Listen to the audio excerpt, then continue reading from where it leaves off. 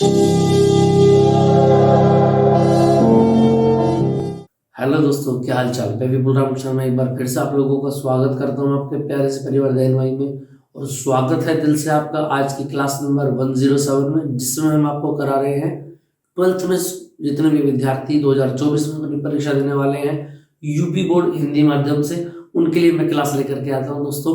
और यहाँ पर हम चल रहे हैं अपना नेक्स्ट क्लास की ओर, जिसका टॉपिक है आज का दोस्तों। बात करें शक्ति गुणांक तथा शक्ति व्यय होता क्या है। तो दोस्तों सबसे पहले इसका फॉर्मूला निकाल लेते हैं कि होता क्या है। जैसे शक्ति गुणांक के बारे में मैंने आपको लास्ट टाइम बताया था कि एलसीआर में से किसी भी डायग्राम को उठा लें, जो भी उसका ट्रायंगल निकल करके आएगा उसमें अगर आप cos फाई की वैल्यू निकाल लेते हैं तो वही आपका शक्ति गुणांक बन जाता है। अब बात आती है ये शक्ति व्यय का मतलब क्या है। और एक बात और याद रखेंगे कि एक प्रश्न पक्का 100% आपके एग्जाम में आपको मिलेगा ही मिलेगा।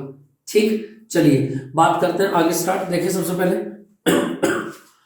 हम सबसे पहले इसमें फॉर्मूला निकालते हैं। देखिए जरा, वी नो दैट, अगर मैं बात करूं v बराबर क्या होता है, v not sign omega T, ऐसा मैं मान के चल रहा हूं। और इसी तरीके से i का फॉर्मूला क्या बन जाता है, i not sign omega T minus five. दोनों की कलाएं अलग अलग ले लेते हैं, ठीक है। अब यहां से मैं क्या निकाल लेता हूं, उसके लिए मैं निकाल लेता हूं p बार। औसत व्यय अगर मुझको निकालना हो शक्ति व्यय का, तो ध्यान रखेंगे आप लिमिट क्या रहेगी 0 to t p into D T. और मुझे पता है कि इंटीग्रेशन का रूल होता है क्या दोस्तों, अगर लोअर लिमिट 0 है तो अपर लिमिट नीचे आएगी। तो यहां से बनेगा p bar equal to 1/t 0 to t। p बराबर क्या बनेगा v इंटू आई, और इंटू आएगा dt, यानी p बार बराबर 1/t 0 to t। और देखना जरा v की जगह पर क्या जाएगा, बोलो ऊपर से, v not sign omega T, और आगे क्या जाएगा sign omega T minus five into D T. अभी भी थोड़ी सी तबीयत गड़बड़ चल रही है, बाकी आप चीजों को समझते रहिए। 0 to t, ठीक है। अब देखो भाई इसमें से क्या होगा, आई नोट भी तो आएगा ना पे, ओमेगा टी इंटू आई नोट, ठीक है। तो एक काम कर लेते हैं, क्या दोनों में से जो भी कांस्टेंट है बाहर ले, वी नोट बाहर आ गया, आई नोट बाहर आ गया, और बटे में आ गया टी। क्लियर। और अंदर क्या बच जाएगा दोस्तों, अगर मैं बात करूं 0 to t sine omega T, एक बचेगा ये वाला, और ये बचेगा sine omega T minus five into D T. Clear है। पी बार बराबर V nought I nought upon T. अब यहां से देखो समाकलन जो होगा वो अलग अलग आपको दिखाई दे पा रहे। अगर मैं बात करूं यहां से, देखो अलग अलग तो तब होंगे, पहले इसका फॉर्मूला ओपन करना पड़ेगा हमको। कैसे करोगे, देखो 0 to t साइन, ये क्या है, ये a का काम करेगा और ये b का। और जैसा कि हमने पहले भी साइन a माइनस बी का फॉर्मूला ओपन किया था, वैसे ही यहां पर ओपन करेंगे। देखिए कर लेते हैं कैसे, बोलो sine a cos b minus cos a sine b। Clear. p bar equal to, देखो यहां से v nought I nought by T. एक बात ध्यान रखनी पड़ेगी यहां से आपको, क्या देखो जी, इस साइन ओमेगा टी एक पद तो ये बनेगा और एक पद ये बनेगा आपका, तो दोनों का क्या करेंगे, इंटीग्रेशन अलग अलग करेंगे। जब साइन ओमेगा टी अंदर गया तो कितना बनेगा, साइन स्क्वायर ओमेगा टी और यहां से dt आएगा, साथ में आएगा cos पाई, उसको बाहर भेज देंगे कांस्टेंट मान करके। भाई फाई वाली सारी चीजें क्या बन जाएगी, कांस्टेंट। जब ये अंदर जाएगा तो स्क्वायर बन जाएगा, और साथ में आएगा cos पाई को बाहर भेज देंगे माइनस। अब देखो यहां से, अब देखो यहाँ दिक्कत ये बनेगी हमारे साथ, जब साइन ओमेगा टी अंदर आएगा तो साइन फाई तो बाहर आ जाएगा, और अंदर जो लिमिट बनेगी वो क्या बनेगी, बोलो साइन ओमेगा टी कोस omega T D T. Clear है। चलिए अब देखो इसकी अगर मैं बात करूं आपसे इस वाले वैल्यू की, क्या इस साइन स्क्वायर ओमेगा टी की वैल्यू हमने पहले निकाली है। देख लो यार, P bar equal to V nought I nought by T, cos phi ऐसा कैसे रहेगा यहाँ पे, और यहां से sine square omega T 0 to T D T है, तो इसकी यहां से क्या निकल जाएगी, टी बाई टू निकल जाएगा। ये हमने निकाल रखा है पहले वाले क्वेश्चन के अंदर, समझ में आई बात है। तो इस बात को आप यहां से ध्यान रखेंगे कि sign square omega T into D T की वैल्यू क्या होती है, टी बाई टू होती है, माइनस साइन फाई ऐसा कैसे रहेगा। अब इसको फॉर्मूला बना लेते हैं थोड़ा सा, कैसे देखो, 2 से गुणा करेंगे और 2 से ही भाग करेंगे, जो भाग करने वाला वो हो जाएगा बाहर, और अंदर जो है गुणा करने वाला वो क्या बनेगा, 2 साइन थीटा कोस थीटा क्या बनेगा, साइन 2 थीटा, और यहां से आएगा पी बार बराबर V nought I nought bye.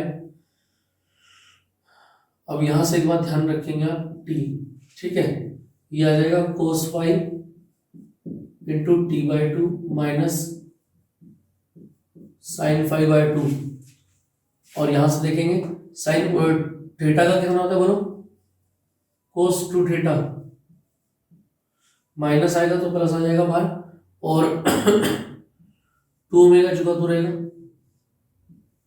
और लिमिट रहेगी 0 टू टी। क्लियर है, ये इंटीग्रेशन हमने यहां पर कर लिया इसका, P bar equal to V nought I nought by T. अब देखो यहां से जो फॉर्मूला निकल करके आएगा ना पी का, वही फॉर्मूला आप साथ के साथ परिपथ के अंदर लगाएंगे और पी बार की वैल्यू निकाल देंगे।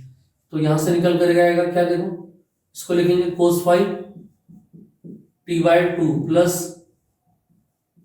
साइन फाइव बाई टू, ये 2 ओमेगा बाहर चला जाएगा तो बाहर हो जाएगा 4 ओमेगा, और यहां से क्या बनेगा, देखो सबसे पहले कोस ओमेगा की जगह खोलो 2 पाई अपॉन टी, और टी की जगह पर टी आ जाएगा माइनस, जब 0 रखोगे तो कोस 0 डिग्री बनेगा, और पी बार इक्वल टू बन जाएगा V nought I nought by T, और यहां से निकल कर आएगा क्या, कोस फाई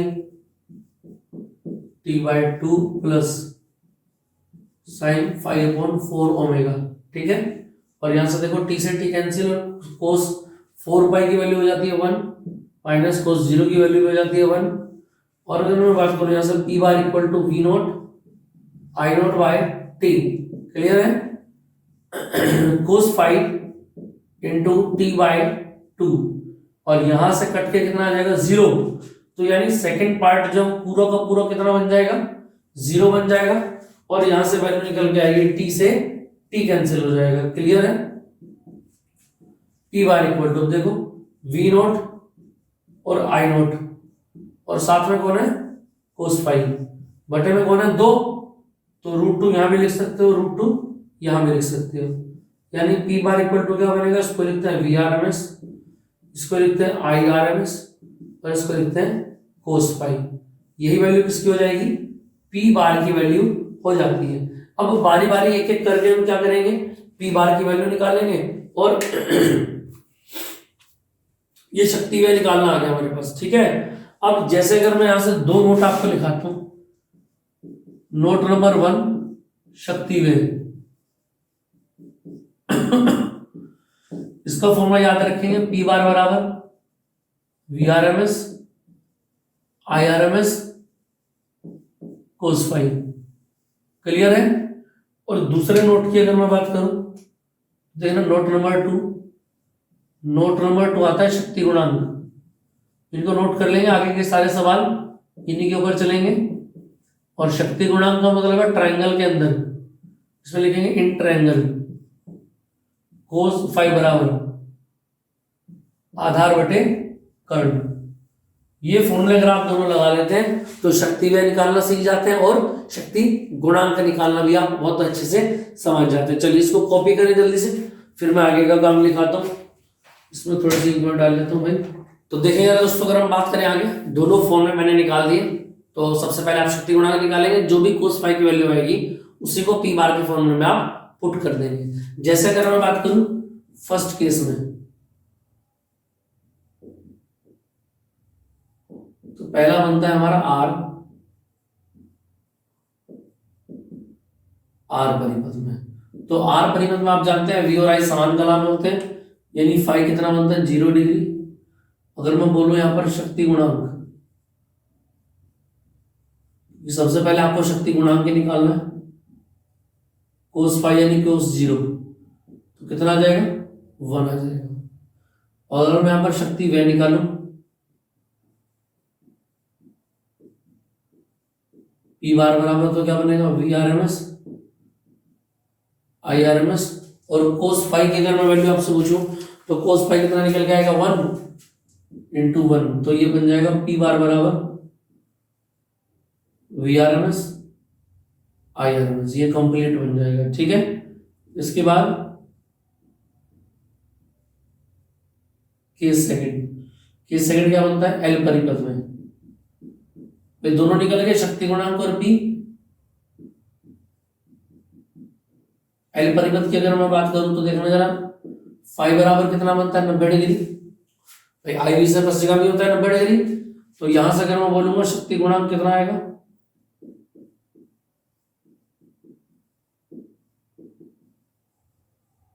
कोस 90, और कोस 90 कितना हो जाएगा बोलो 0। और अगर मैं यहां से शक्ति वह निकालूं पी बार बराबर V R M sine cos phi यानी 0, तो 0 की जब गुणा होगी तो सारा का सारा क्या बन जाएगा 0 बन जाएगा। ऐसे अगर मैं बात करूं केस थर्ड की, तो केस थर्ड में क्या बनता है सी परिपथ, ये भी बिल्कुल सेम होगा, क्योंकि इसमें भी क्या होता है 90 डिग्री का बनता है, और फाई कितना मिलता है मुझे 90 डिग्री मिलता है ना।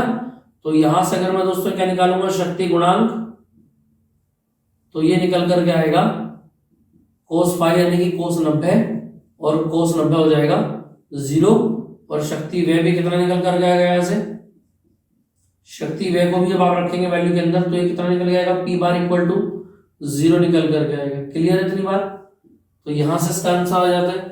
इसके बाद चलते हैं आगे केस फोर्थ में, और केस फोर्थ ये कहता है कि एल आर परिपथ की अगर हम बात करें,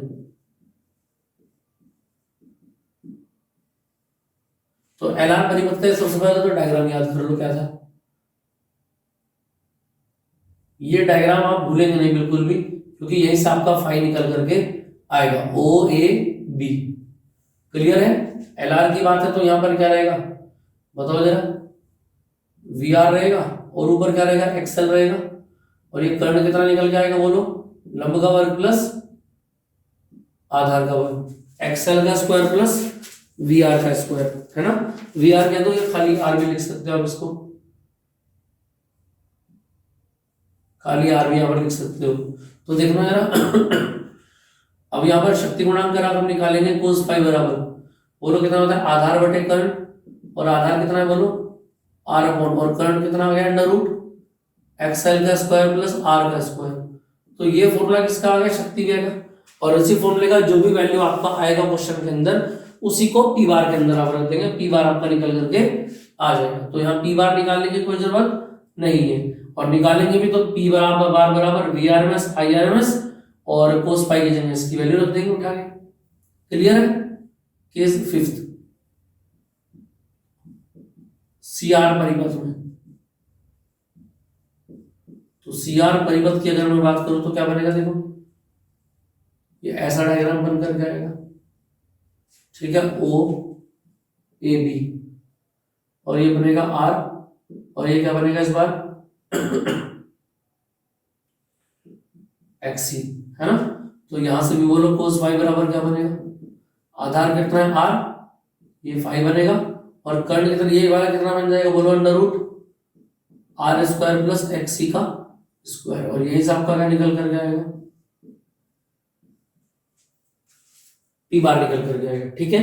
और अगर सिक्स की बात मैं करूं तो सिक्स बन जाता है एलसी परिपथ,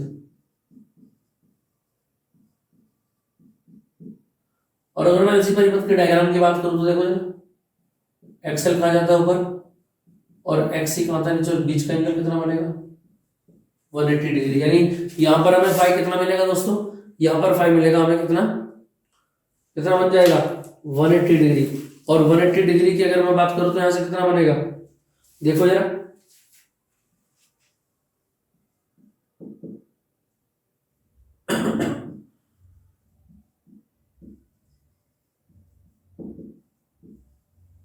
जीरो निकल कर जाएगा और पी बार भी कितना हो जाएगा, जीरो हो जाएगा। क्लियर है। अब नंबर आ जाता है सेवंथ, और सेवंथ में बात करता हूं एलसीआर में। तो देखना, अगर मैं एलसीआर की बात करता हूं तो क्या हो जाता है भाई, एलसीआर की अगर मैं बात करता हूं तो डायग्राम तो ये मिलेगा, लेकिन ये वाला जो होगा ऊपर वाला वो एक्सेल डिफेंस एक्सी होगा और नीचे आर होगा। तो यहां से अगर मैं कोस फाई निकालूं तो कोस फाई कितना बनेगा, सबसे पहले देखो जरा, ओ ए बी, अगर मैं आधार आर अपन कर्ड कितना बनेगा बोलो, r square plus excel defence x c का स्क्वायर, और ये आपका पी बार निकल जाएगा। क्लियर है इतनी बात, यहां तक कोई दिक्कत समझ में आ गई होगी बात, इतनी बात क्लियर है, ठीक है। देखो इसके बाद एक पॉइंट बनता है हमारा, ये एंड हो जाएगा आज, वाटहीन धारा। कल से इसके न्यूमेरिकल स्टार्ट हो जाएंगे दोस्तों। वाटहीन धारा क्या कहता है, वाटहीन धारा देखो, किसी एल परिपथ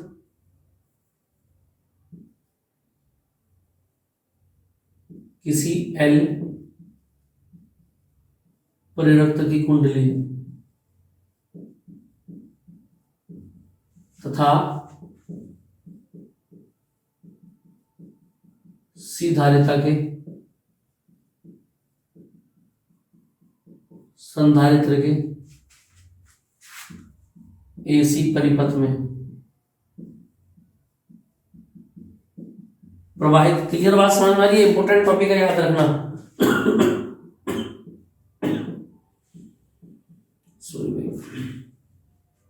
प्रवाहित होने वाली वह धारा जिसके लिए, याद रखना दोस्तों, शक्ति वह कितना हो जाए, शून्य, ये पावर पी बार जो है ना शून्य हो जाए, इसको याद रखना। ऐसी को क्या बोलते हैं, इसी को बोलते हैं वाटहीन धारा, इसी को वाटहीन धारा कहते हैं। इतनी बात याद रहेगी, ये याद रखना अपने एग्जाम के लिए, एग्जाम में पूछ लिया जाता है कई बार कि वाटहीन धारा क्या होता है। क्लियर है। तो चलिए, तो दोस्तों फिर इतना आपको समझ में आ गया होगा। आज की क्लास में कोस फाई और पी बार निकालना मैंने आपको समझाया, वाटहीन धारा के बारे में आपको बताया कि जो एलसी परिपथ होता है उसमें अगर कोई धारा बह रही है जिसके लिए पी बार की वैल्यू जीरो हो जाए, जैसे पी बार की वैल्यू जीरो कहां कहां पर हुई थी, याद करना जरा। पी बार की वैल्यू जीरो एल परिपथ में हुई है और सी परिपथ में हुई है। क्लियर है इतनी बात। चलिए, तो इतना समझ में आ गया होगा। मिलते हैं नेक्स्ट क्लास में, बने रहिए हमारे साथ। वीडियो को ज़्यादा से ज़्यादा शेयर कीजिए दोस्तों, आपसे यही रिक्वेस्ट है। और अगर आपको हमारी मेहनत अच्छी लग रही हो, वीडियो समझ में आ रही हो, तो लाइक कमेंट जरूर कर देना दोस्तों। ठीक, मिलते हैं नेक्स्ट क्लास में। जय हिंद।